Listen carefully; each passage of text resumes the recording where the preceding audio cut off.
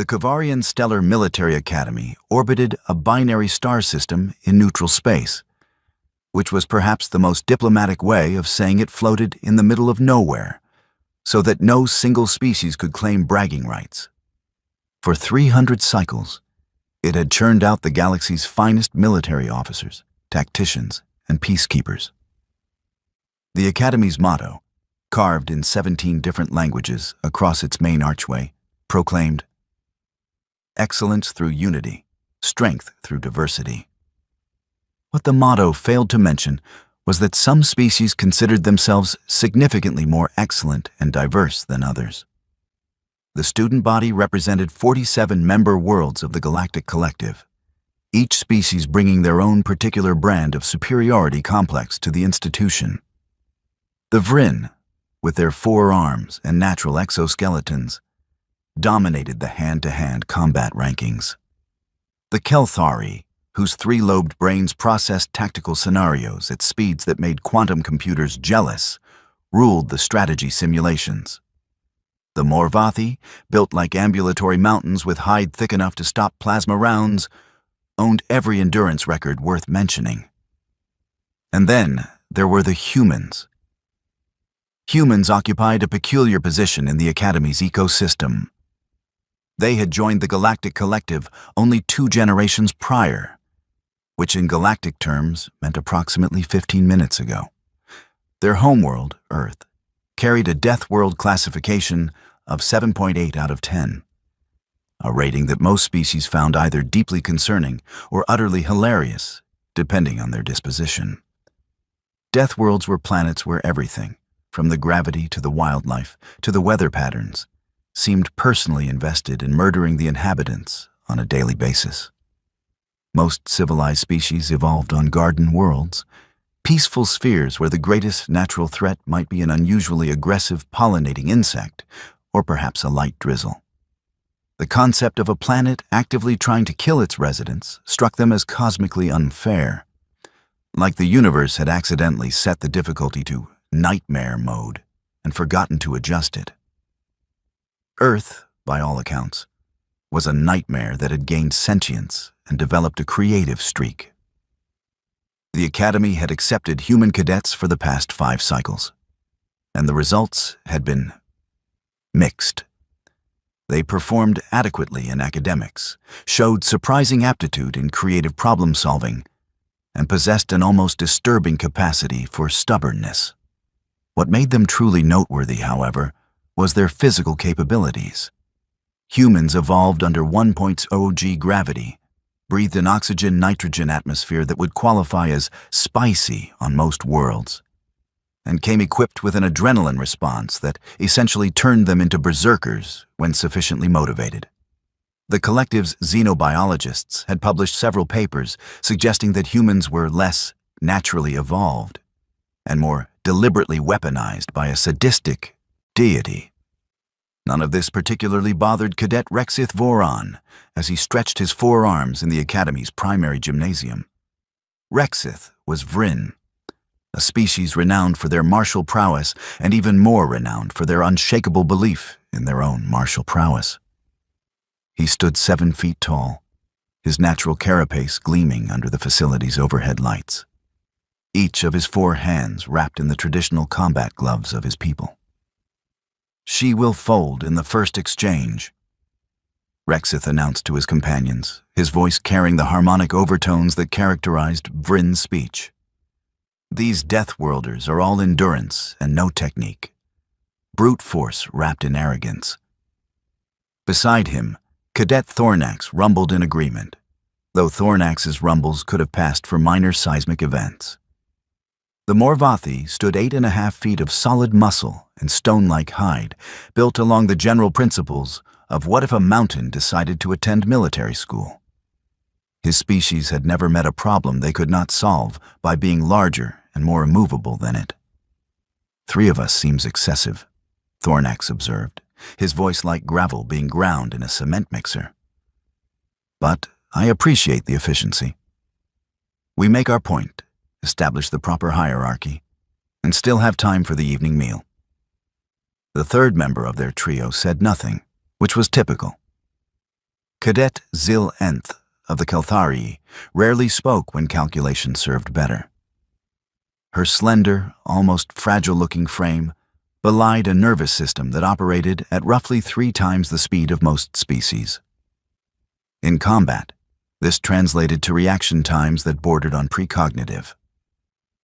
She had already run 17,000 simulations of the upcoming engagement in her mind, adjusting variables for every possible outcome. The results were not as unanimous as her companions believed, which troubled her. But Zilyenth had learned that sometimes her compatriots needed to learn lessons the hard way. The gymnasium itself was a marvel of engineering, a vast space that could reconfigure its internal structure to simulate environments from across the known galaxy. Today, it had been set to standard configuration. A flat, rubberized floor spanning roughly 200 feet in diameter, surrounded by observation galleries where other cadets had begun to gather. Word had spread, as word always did in an institution filled with young beings desperate for entertainment between classes on orbital mechanics and interspecies diplomatic protocol. So the Vryn finally decided to put the human in her place. Someone muttered in the growing crowd. About time. The way she walks around like she owns the combat courses is insufferable. I heard she broke the endurance record in week 2. Breaking records does not equal combat effectiveness. Those are controlled environments. This is different. Rexith smiled, his mandibles clicking with satisfaction. The human had indeed been making waves since her arrival at the academy, 6 months prior. She had not been openly disrespectful, which somehow made it worse. She simply existed with a quiet confidence that suggested she knew something everyone else did not, and several species found this attitude intolerable. The challenge had been issued 3 days ago through proper channels. The Academy allowed such contests within reason, viewing them as valuable learning opportunities and practical applications of training.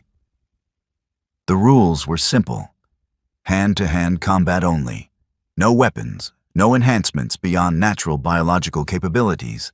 Match concluded when one side could not continue or yielded. Rexith had proposed a 3-on-1 engagement, which raised eyebrows among the faculty, but violated no specific regulations. If the human wanted to be taken seriously, she could prove herself against superior numbers. That was the warrior's way.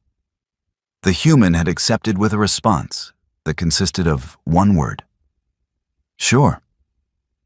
That casual dismissal had only reinforced Rexith's determination to teach her proper respect. The gymnasium's main entrance hissed open, and the ambient conversation died like someone had flipped a mute switch. She walked in alone. No entourage, no supporters, wearing the Academy's standard training uniform. Gray compression material designed to accommodate various body types across 47 species. On her, it looked almost comically mundane, like she had wandered in from a light jog rather than a formal challenge. Cadet Lyra Chen stood 5 feet 8 inches tall, which placed her in the adorably compact category by galactic standards. Her dark hair had been pulled back in a simple ponytail, revealing features that most xenobiologists classified as persistently juvenile. Smooth skin, large eyes, a general lack of intimidating features like fangs, horns, or venomous spines. She looked, several cadets had noted with barely concealed amusement, like someone's younger sibling who had wandered into the wrong facility. What made observers uncomfortable, once they looked past the non-threatening exterior, were her eyes. Dark brown and absolutely steady. They carried the kind of calm that suggested either supreme confidence or complete ignorance of danger. Given that she had survived Earth for 18 years before joining the Academy, ignorance seemed unlikely. Lyra crossed the floor with an easy gait, her footfalls silent against the rubberized surface. She did not bounce or swagger or perform any of the pre-combat posturing that most species engaged in. She simply walked to the designated combat circle, stopped at its edge, and looked at the 3 cadets waiting for her with an expression of polite interest. "Good evening," she said, her voice carrying clearly in the suddenly silent gymnasium. Human vocal cords, the observation deck had learned, could produce remarkable volume when necessary. "Are we ready? Or do you need more stretching time?" Rexith's mandibles clicked in irritation. The human's tone was not mocking, which somehow made it worse. She sounded genuinely curious, like she was asking about scheduling rather than facing 3 of the Academy's top-ranked combat specialists. "We are prepared," Rexith responded, stepping into the circle. "Are you certain you wish to proceed?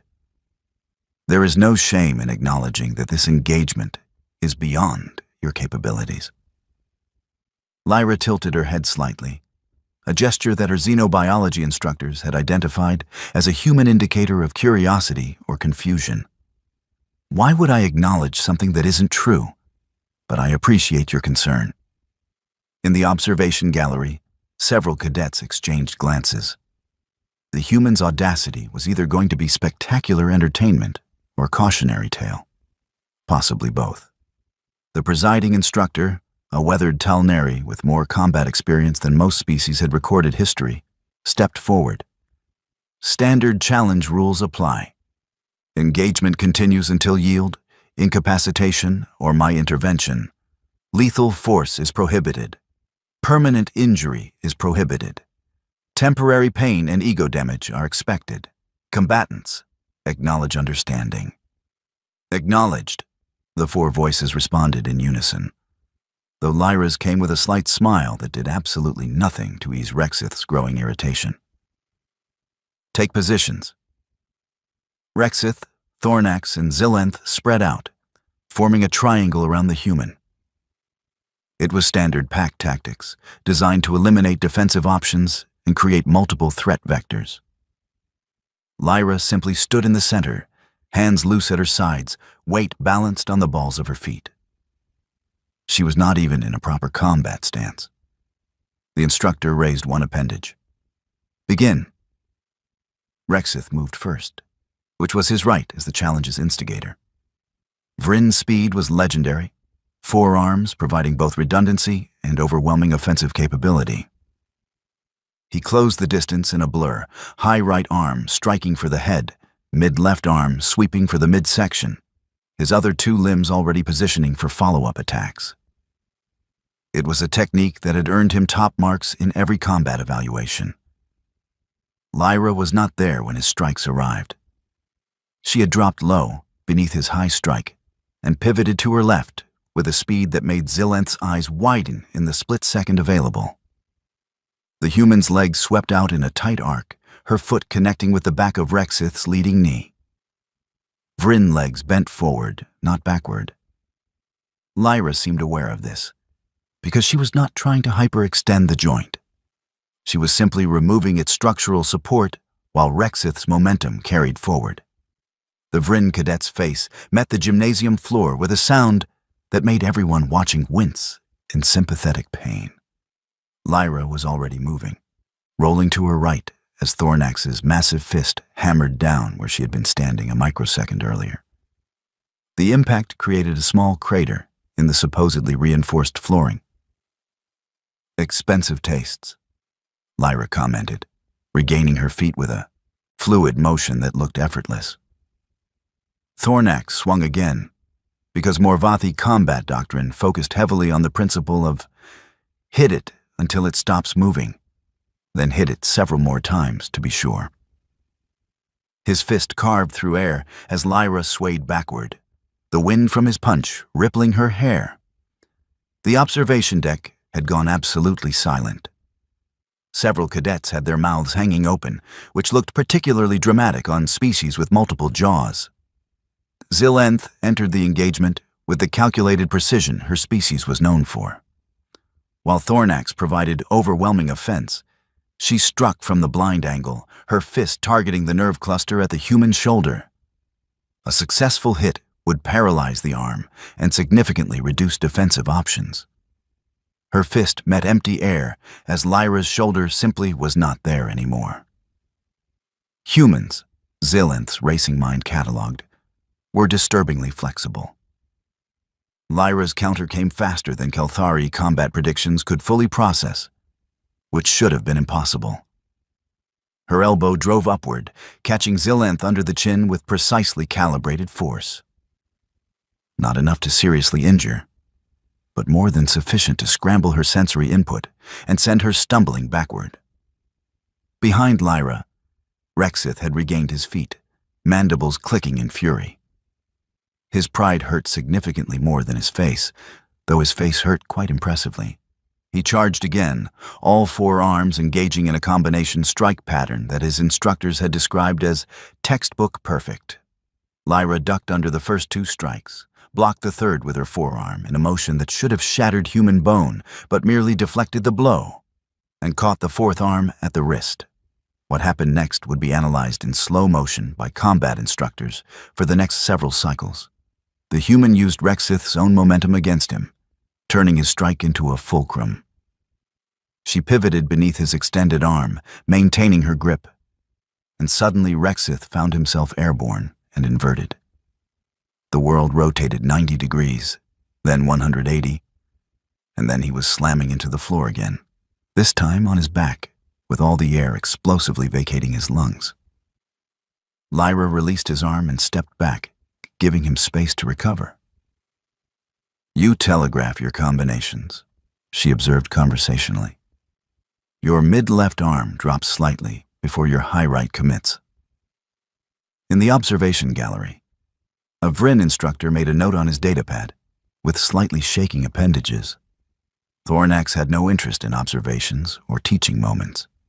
He had interest in overwhelming force, which was his species' solution to most problems, and had worked remarkably well for several thousand generations.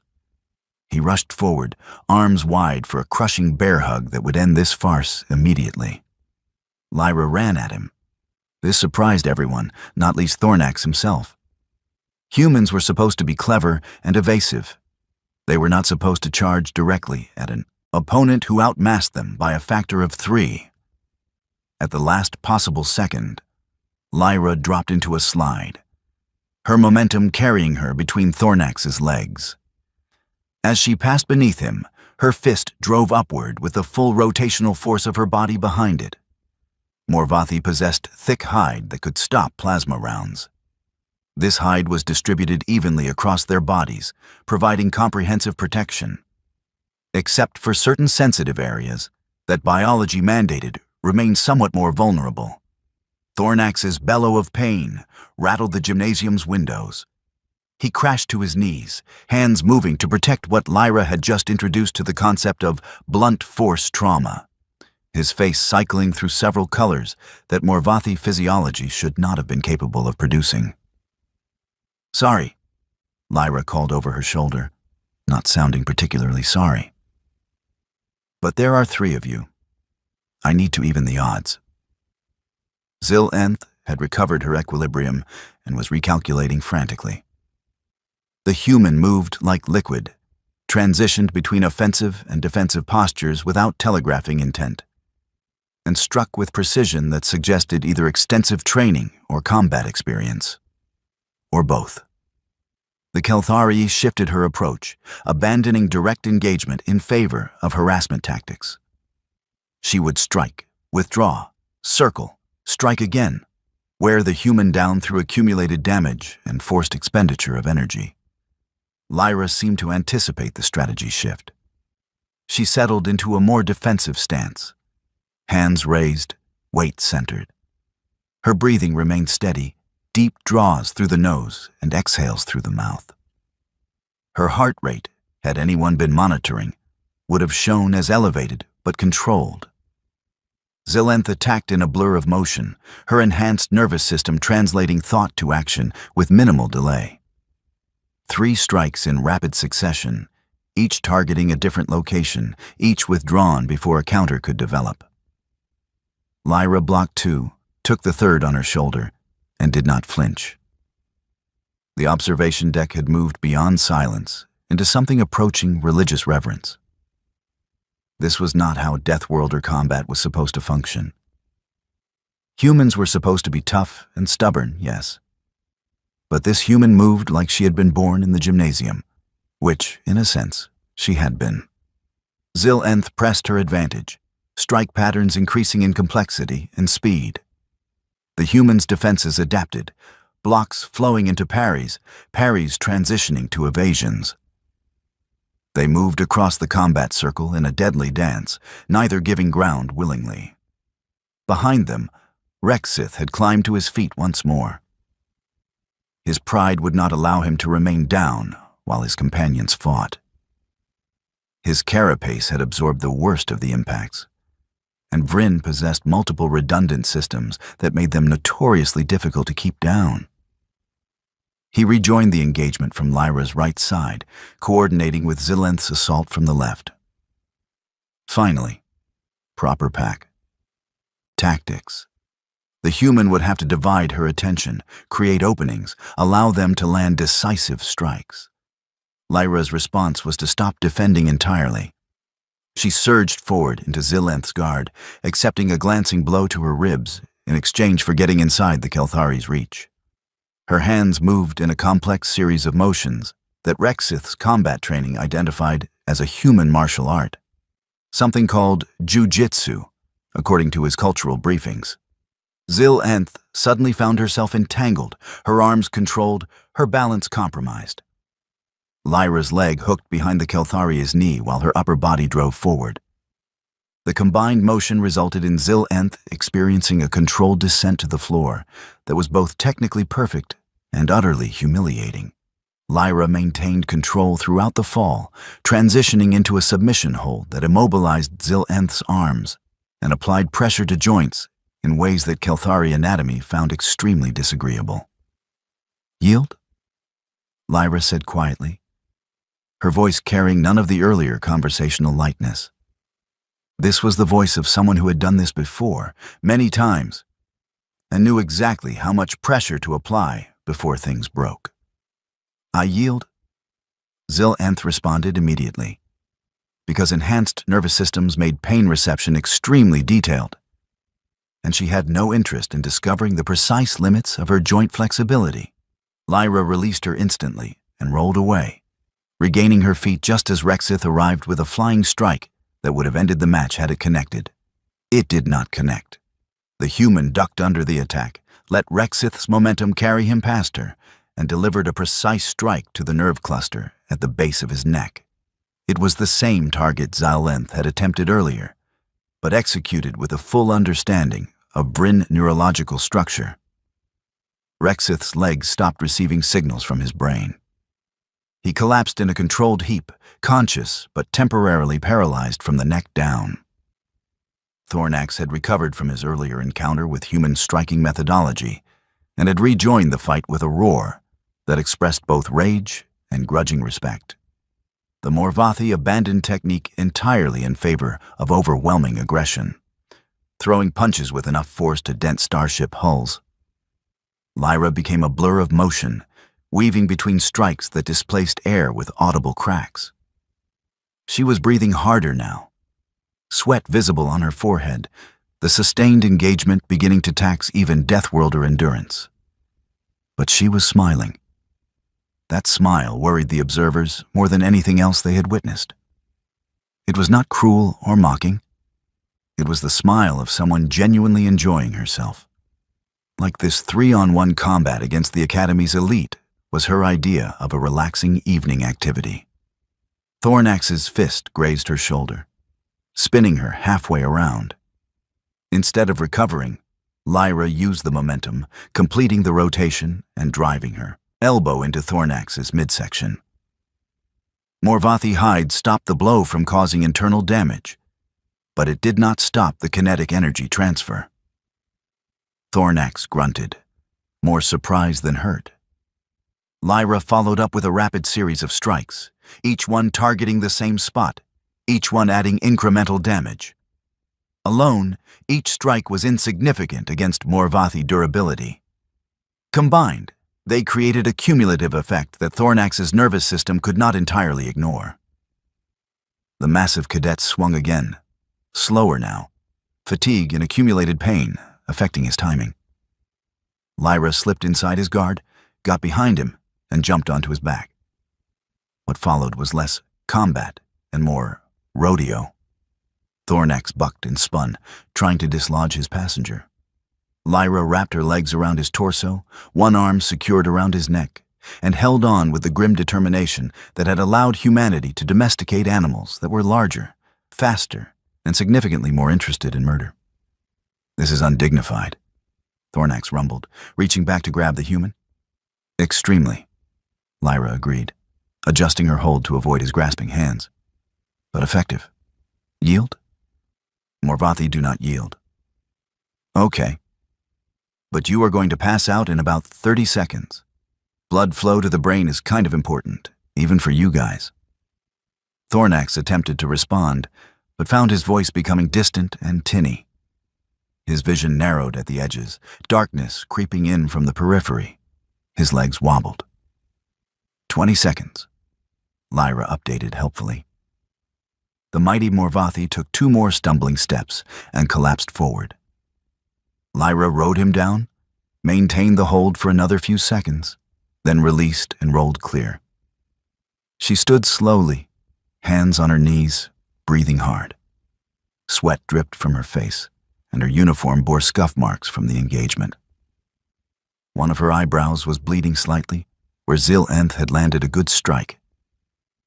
Around her, 3 of the Academy's top-ranked combat cadets lay in various states of defeated confusion.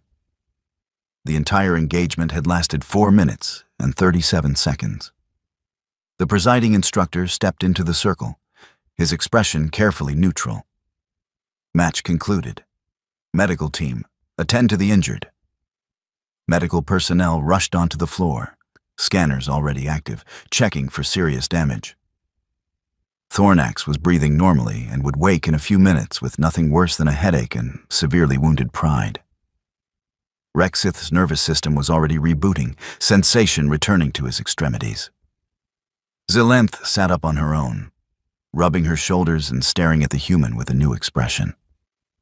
It looked remarkably like respect. Lyra walked to the edge of the combat circle, grabbed a water bottle someone had left on the sidelines, and drank deeply. Her hands, observers noted, were absolutely steady despite the extended combat. The observation gallery had erupted in chaos.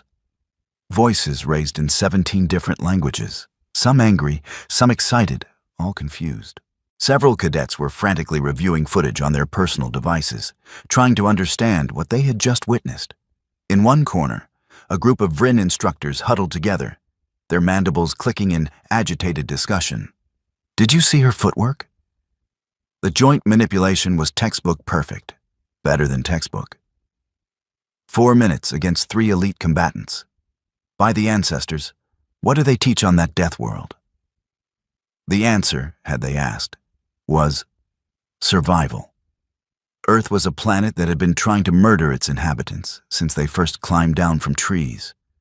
Predators that hunted in packs, diseases that mutated faster than medicine could adapt, weather systems that could erase cities, other humans who had proven remarkably creative in developing new ways to kill each other. Humanity had responded by becoming very, very good at violence. Not out of malice or aggression, but as a simple survival skill, like learning to swim or start fires. Every human child learned to fall safely, to roll with impact, to understand leverage and balance. Most studied at least basic self-defense. Those who pursued it seriously, as Lyra had, became something that made the galaxy uncomfortable. They became efficient. The presiding instructor approached Lyra as the medical team cleared the other combatants from the floor. "An impressive performance, Cadet." "Thank you, sir." Though perhaps excessively so. This was meant to be a learning opportunity, not a demonstration of complete dominance. Lyra took another drink of water, considering her response. "Sir, they came at me 3-on-1. If I had held back, they would not have learned the lesson they needed to learn." "And what lesson is that?" "That Deathworld classification cuts both ways. Yes, our planet is dangerous. But that danger makes us dangerous too. She glanced at the 3 recovering cadets. They thought I was a liability. Now they know different. The instructor made a noise that might have been approval or indigestion. With Talnari, it was difficult to tell. You could have simply defeated them. The additional commentary was unnecessary. Respectfully disagree, sir. I need them to understand that this wasn't luck or berserker rage. I knew what I was doing every second. They need to process that. You are making enemies, cadet. With respect, sir, I am making them think. There is a difference. The instructor regarded her for a long moment, then nodded slowly. Dismissed. Report to medical for a standard post-combat evaluation. Lyra saluted, finished her water, and headed for the exit. The crowd parted before her, cadets from a dozen species suddenly finding themselves with urgent business elsewhere. In the medical bay, Thornax sat on an examination table, his massive frame making the furniture look like children's toys. A scanner hummed over his torso, checking for internal damage. She fights like a demon, he rumbled to Rexith, who occupied the next table over. She fights like someone who has done this many times before, Rexith corrected, his mandibles clicking softly. Did you see how she adapted? Every exchange she learned and adjusted. Zilenth stood nearby, having declined a table because Kelthari pride required remaining vertical when possible. I ran combat predictions throughout the entire engagement. She should not have been able to maintain that performance level. Her heart rate should have spiked, her decision-making should have degraded, she should have made mistakes. But she did not, Thornax noted. No, she did not. Zilenth's expression shifted to something approaching academic curiosity. I wish to review the engagement footage. There are 17 distinct moments where her tactical decisions contradicted optimal choices, according to my predictions. Yet each resulted in advantageous positioning.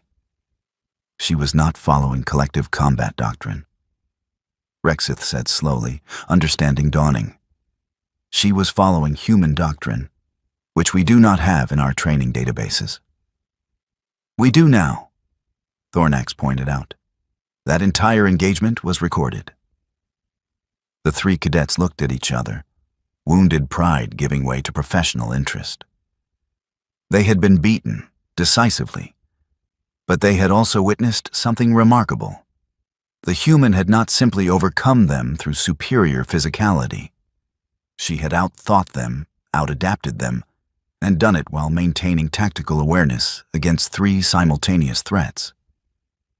It was, they grudgingly admitted, impressive. In her quarters later that evening, Lyra sat at her desk, reviewing her own combat footage. Every mistake catalogued, every inefficiency noted. She had performed adequately, but adequately was not good enough. Earth had taught her that lesson early and repeatedly. Her personal communicator chimed, displaying a message from her instructor. Congratulations on your victory. Be advised that formal challenge requests from other cadets have increased by 400% in the past 3 hours. You have made yourself very popular. Lyra smiled at that, reading the subtext clearly. She had proven herself, yes, but she had also painted a target on her back. Every cadet who thought they could do better than Rexith's team would want to try. Good. She needed the practice. Her fingers moved across the keyboard, typing a response. I look forward to meeting them, sir. My schedule has plenty of openings. She sent the message, shut down her terminal, and prepared for sleep. Tomorrow would bring classes on starship operations, xenobiology, and diplomatic protocol. The usual academy curriculum designed to turn raw cadets into collective officers. But tonight, in gymnasiums and common rooms across the academy, conversations were happening in hushed tones in 17 languages. Did you see how she moved? The speed was remarkable, but the precision was terrifying. 3 of them, 3 elite combatants, 4 minutes. They say her planet has gravity 30% higher than standard. They say her planet has predators that hunt in coordinated packs. They say her species went from throwing rocks to splitting atoms in 10,000 cycles. 10,000. What kind of species does that? A dangerous one. In the faculty lounge, instructors held their own discussions with considerably more context and significantly less hyperbole. We need to adjust our training protocols, the Vryn combat master insisted. If one human can perform at that level, others will follow. We cannot have them dominating every physical competition. Why not? Asked the Talneri strategic instructor. The Academy's purpose is to produce excellent officers. If humans excel in combat roles, that serves the collective's interests. It serves the collective's interests if other species do not begin viewing humans as threats rather than allies, the Vryn countered. There is already talk. Deathworlder. Aggressive. Dangerous. We must be careful how this perception develops. The Talneri instructor regarded his colleague with the patience of someone who had been teaching warfare for longer than most species had possessed spaceflight. The perception is already developed. Earth's classification is public knowledge. The question is not whether humans are dangerous. Their planet has answered that. The question is whether they are honorable, trustworthy, and committed to collective ideals. And today's demonstration proves that? Today's demonstration proves that when challenged, that particular human responded with precisely calibrated force, stopped immediately when opponents yielded, and showed concern for their well-being afterward. That, colleague, is exactly what we want in collective officers. The conversation continued late into the night, as such conversations did, rehashing the same points from different angles while the binary stars wheeled overhead and the Academy continued its eternal orbit through neutral space. In the years that followed, historians would point to that evening as a turning point in human collective relations. The moment when humanity stopped being the new member, the uncertain addition, the species that maybe did not quite belong. 3 cadets had challenged the Deathworlder to prove a point. She had proven a different one entirely. The galaxy had spent centuries believing that civilized behavior and physical prowess were inversely correlated. That species became refined and cultured by leaving violence behind. That true advancement meant transcending one's aggressive instincts. Earth had not transcended anything. Humanity had simply learned to aim their aggression more carefully. In the gymnasium the next morning, Lyra arrived early for her scheduled combat practice. The space was empty, except for one figure waiting in the combat circle. Cadet Rexith Voron stood at attention, all 4 arms held in the formal Vryn salute. "I wish to request training," he said as Lyra approached. "Last night, you identified flaws in my combination patterns. I would learn to correct them." Lyra studied him for a moment, noting the sincerity in his stance, the absence of wounded pride in his voice. She smiled. "Sure," she said, stepping into the circle. "But I warn you, I am a terrible teacher. I tend to demonstrate by example." "I learn best through pain and repetition," Rexith replied. "Then we will get along perfectly." They began to spar, slowly at first, Lyra walking him through the mechanical flaws in his technique. Other cadets began to arrive for their scheduled sessions, stopping to watch the Deathworlder working patiently with the Vryn who had challenged her just hours before. Word spread, as it always did. By the end of the week, Lyra's informal combat classes had a waiting list. By the end of the month, the Academy had formally added Human Close Combat Doctrine to the curriculum. By the end of the year, 17 species had revised their threat assessment protocols regarding Earth. And somewhere, in neutral space, orbiting a binary star system that belonged to no one and everyone, the Kavarian Stellar Military Academy continued its mission of producing excellent officers. It just had to adjust its definition of excellence to account for the fact that sometimes the scariest thing in the galaxy wore a ponytail and called itself human. The 3 cadets who had learned this lesson firsthand graduated with honors, went on to distinguished careers in the collective military, and never, ever forgot the day they hit the wall before the bell rang.